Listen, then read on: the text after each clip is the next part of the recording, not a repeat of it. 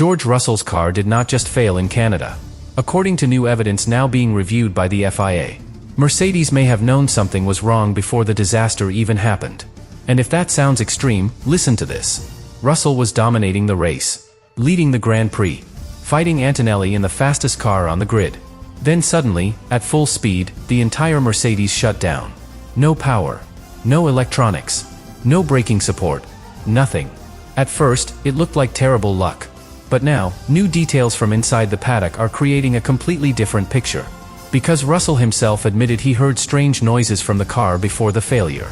And according to reports after the race, Mercedes suspects the issue may be connected to the MGUK inverter system, one of the most stressed components under Formula One's brutal new 2026 regulations. That matters for one reason. Mercedes has been pushing this power unit harder than anyone else on the grid. Harder acceleration, more aggressive energy deployment, more electrical load. And Canada may have exposed the hidden cost of that dominance. Now the FIA is investigating, not just the retirement itself, but whether Mercedes ignored warning signs while chasing maximum performance. And if the evidence confirms that, this could become the moment that changed the entire Formula One season. Because beneath Antonelli's fifth straight victory, something inside Mercedes may already be breaking apart. The reliability, the pressure, even the relationship between both drivers. And the scariest part is this. Canada may not have been the real disaster. It may have only been the first warning. The scary part for Mercedes is that Canada was supposed to prove they were untouchable. Instead, it may have exposed the first real crack in their entire season. And honestly, nobody expected George Russell to be the center of that story. Coming into Montreal, most of the attention was focused on Kimi Antonelli. 4 consecutive wins, growing confidence, massive momentum inside the championship fight. People were already starting to ask whether Mercedes had accidentally created a new superstar earlier than planned. But Canada changed the conversation completely. Because for the first time in months, Russell looked like the strongest driver in the team. Everything about his weekend felt sharp. He took pole position for the sprint, won the sprint race, then grabbed pole again for the Grand Prix itself. That matters more than people realize. In Formula One, confidence can completely transform a driver. A confident driver brakes later, attacks harder, defends more aggressively. And from the opening lap in Canada, Russell drove like someone who knew this race could change the entire championship. His start from pole was almost perfect. Mercedes had spent weeks quietly fixing the launch system after earlier problems this season, and suddenly the improvement was obvious.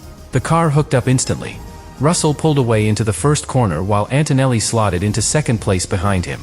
And within only a few laps, the two Mercedes drivers were already escaping from the rest of the field. That was the first warning sign for everybody else.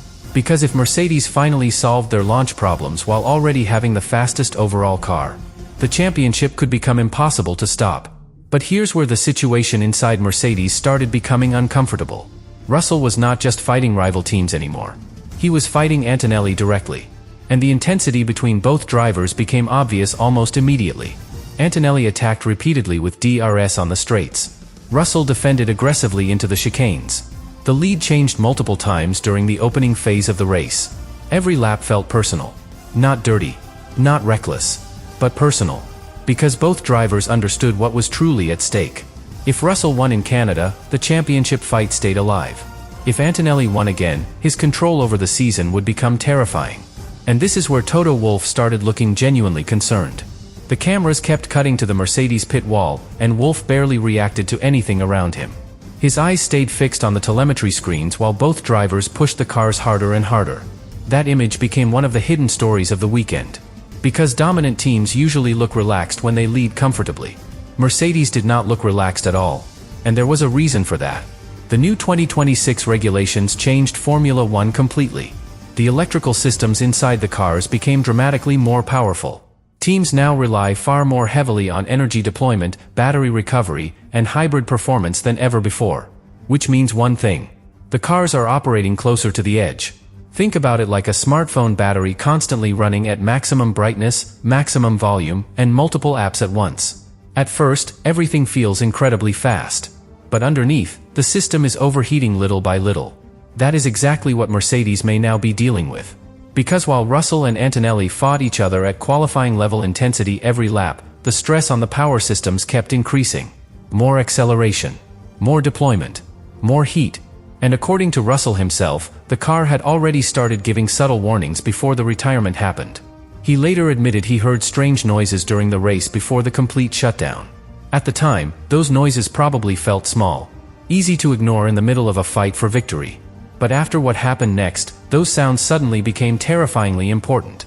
Because sometimes in Formula One, the smallest warning becomes the clue that explains everything later. And now, with the FIA reviewing new evidence after the race, people inside the paddock are beginning to ask a question Mercedes desperately hoped would never appear. Did the team push the W17 too hard trying to dominate the championship? The moment Russell's Mercedes stopped on track, the entire atmosphere inside Formula One changed. Not because retirements are rare. Because this retirement looked wrong. There was no visible crash. No tire failure.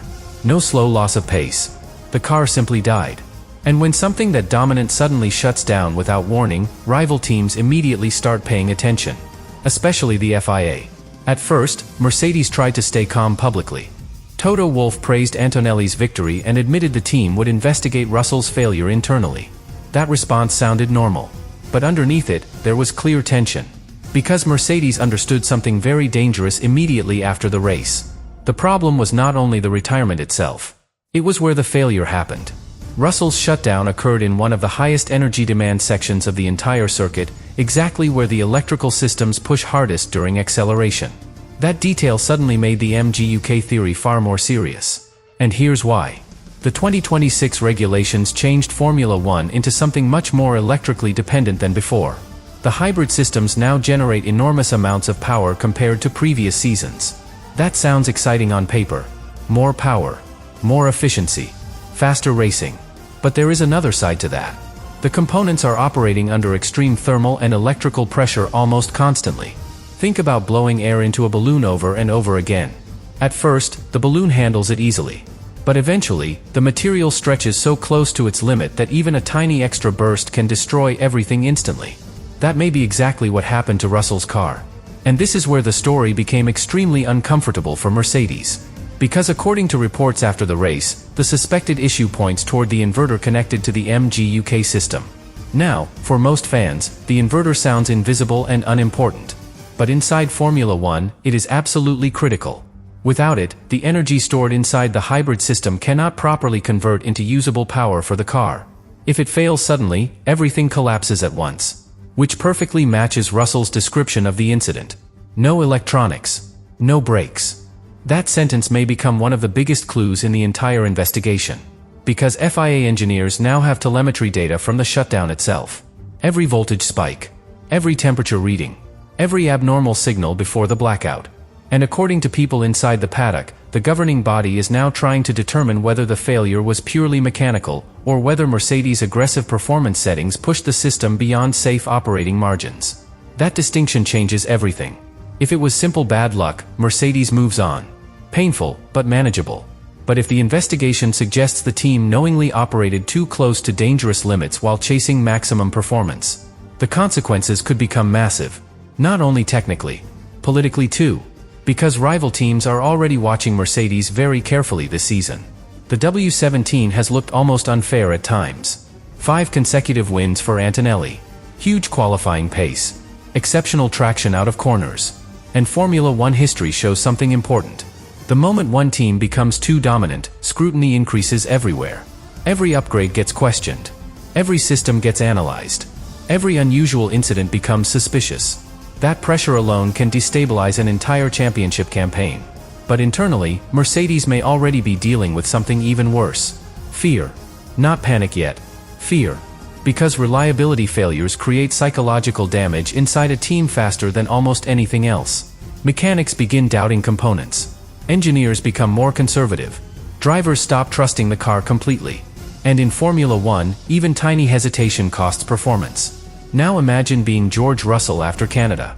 You drove almost the perfect weekend. Pole position. Sprint victory. Leading the Grand Prix. Then suddenly, the car betrays you in the middle of a championship fight. That frustration was obvious after the race. Russell openly admitted he feels like the championship now belongs to Antonelli unless something dramatic changes.